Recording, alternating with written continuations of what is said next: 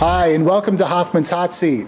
I'm Tom Hoffman with 1-to-1 Media, coming to you today from the Frost & Sullivan Customer Care event in Marco Island, Florida. And I'm joined today by Jennifer Waite at inContact. And today, Jennifer and I will be talking about steps to take in building a social support program. Jennifer, thanks so much for joining us. Thanks for having me, Tom. So, generally speaking, what are you seeing with respect to social and how contact centers are approaching it these days?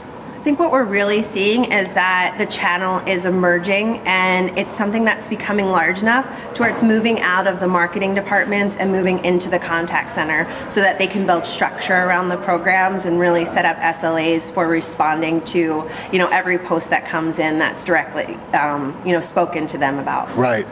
So I know that there's been a lot of discussion about who owns social within the organization. Should it be marketing? Should it be the contact center? Do you have recommendations as to how the contact center can work with marketing on trying to bring alignment to this?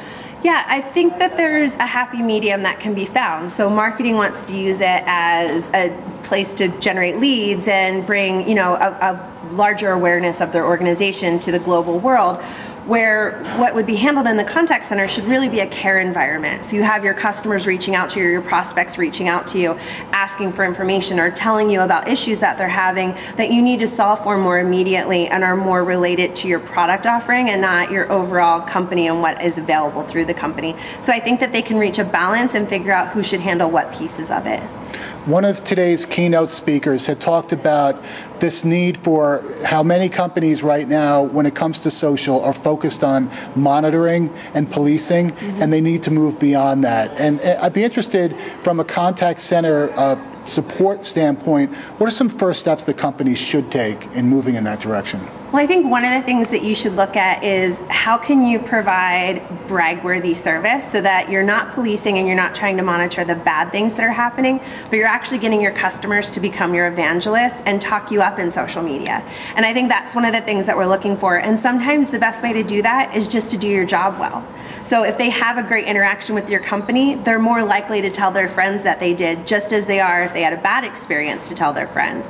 So I think that's one of the ways that they should look to it, is how can we build a community of evangelists that want to talk about us in a positive way. Are there any recommendations for getting people to move and become evangelists?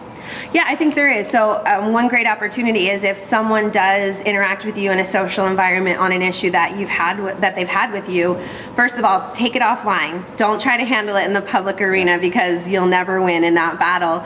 But once you go into a private, maybe direct message environment where you're talking to them, once you're done solving their problem and they feel positive about the experience, urge them to go back into that social arena and repost about the experience that they had with you solving their problem. And I think that's a great first step to it. Yeah, that's great advice.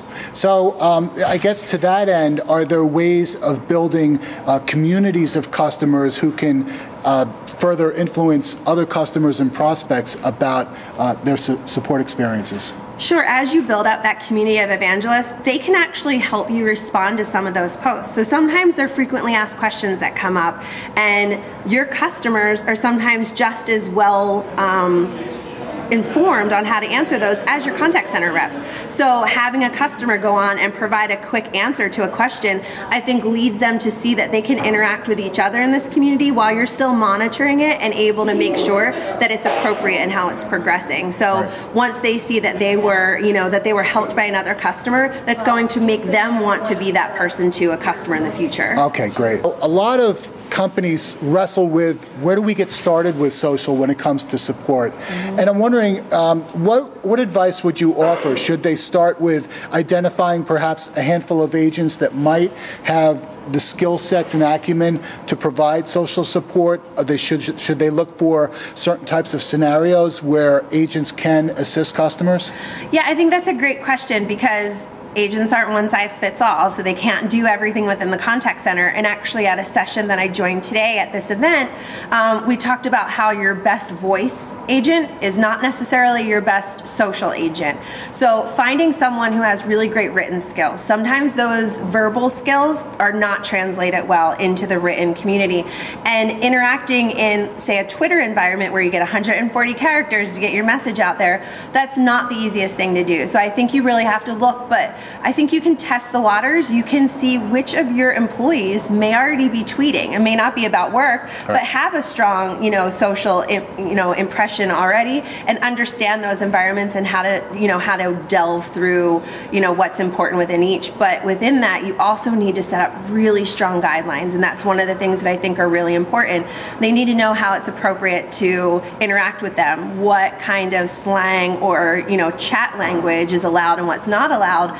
But I think it's also important to make sure that your customers are aware of how this is being handled. Do you have certain hours where you're going to have social available? Because it's a small team, make them know what the open and closed hours are, so that way when you don't immediately respond, they understand it's because someone's not in until the next morning. And it helps set expectations. It does. So perhaps start with a pilot program, conduct a post-mortem, lessons learned, and then build on from there. Right. And your channel will lead you down that path. So there's a time when a small team is relevant and will be enough for what is happening, but as you go into the social arena, you'll find the more active you are, the more people that are going to contact you.